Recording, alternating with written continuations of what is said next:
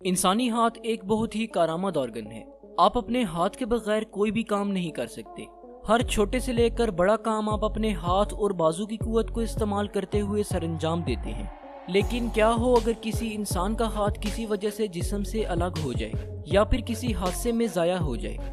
Medical science ने इसका भी हल निकाल लिया है। जी हाँ, अब अगर किसी इंसान का हाथ ज़ाया हो जाए तो इसको किसी दूसरे जिंदा इंसान या फिर ब्रेन डेड पर्सन का हाथ लगाया जा सकता है। इस प्रोसेस को हम हैंड ट्रांसप्लांट यानी हाथ का ट्रांसप्लांट कहते हैं। हैंड ट्रांसप्लांट एक ऐसा सर्जिकल प्रोसेस है जिसके दौरान एक इंसान के हाथ को किसी दूसरे जिस्म में ट्रांसप्लांट कर दिया जाता है।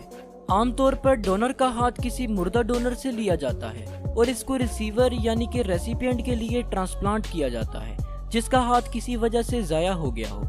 आज तक जितने भी हैंड ट्रांसप्लांट्स हुए हैं उनमें से ज़्यादातर को एल्बो यानी कि कहनी के नीचे ही इंजाम दिया गया है। हालांकि अबव एल्बो ट्रांसप्लांट भी मकबूलियत हासिल कर रही है। हैंड ट्रांसप्लांट एक नई किस्म की ऑर्गन ट्रांसप्लांटेशन है जहां मुतअद्दिद ऑर्गन्स को एक वाहिद फंक्शनल यूनिट के तौर पर ट्रांसप्लांट किया जाता है, जिसे अब वेस्कुलराइज्ड कंपोजिट एलो ट्रांसप्लांटेशन कहा जाता है। हैंड ट्रांसप्लांट का ऑपरेशन दूसरे ट्रांसप्लांट्स की निस्बत काफ़ी लंबा चलता है और आमतौर पर 8 से 12 घंटे तक रहता है। इसके मुकाबले में एक आम हार्ट ट्रांसप्लांट ऑपरेशन 6 से 8 घंटे तक रहता है।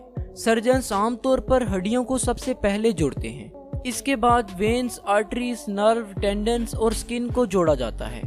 हैंड ट्रांसप्लांट के रेसिपिएंट को दूसरे ट्रांसप्लांट्स जैसे कि किडनी ट्रांसप्लांट के पेशेंट्स की तरह मेडिसिन लेने की ज़रूरत होती है, क्योंकि हमारा जिस्म इम्यून सिस्टम को हमारे हाथ के खिलाफ एक्टिवेट करने की कोशिश करेगा।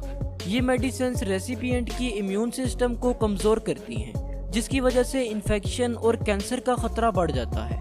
ऑर्गन्स की ट्रांसप्लांट में गुज़िश्ता बरसों में बहुत सारी तरक्की हुई है जिसने इनको काफ़ी हद तक काबिल बर्दाश्त बना दिया है।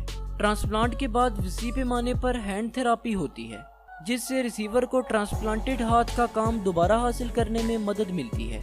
वो मरीज जो हैंड ट्रांसप्लांट के बाद मेडिसिन लेने और बॉडी थेरापी करवा चुके हों उनको नए हाथ या बाजू को एक्टिवेट करने में गैर मामूली कामयाबी मिली है। एक्वाडोर में 1964 में एक हैंड ट्रांसप्लांट हुआ था लेकिन कामयाब नहीं हो सका।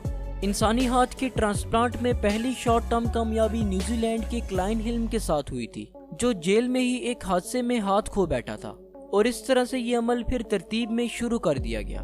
बाजू या हाथ दोबारा हासिल करने से मरीज की जिंदगी के मेयार में बहुत ज्यादा बेहतरी आ सकती है, जिससे वो रोजमर्रा के काम अंजाम दे सकता है जो शायद वो पहले नहीं कर सकता था।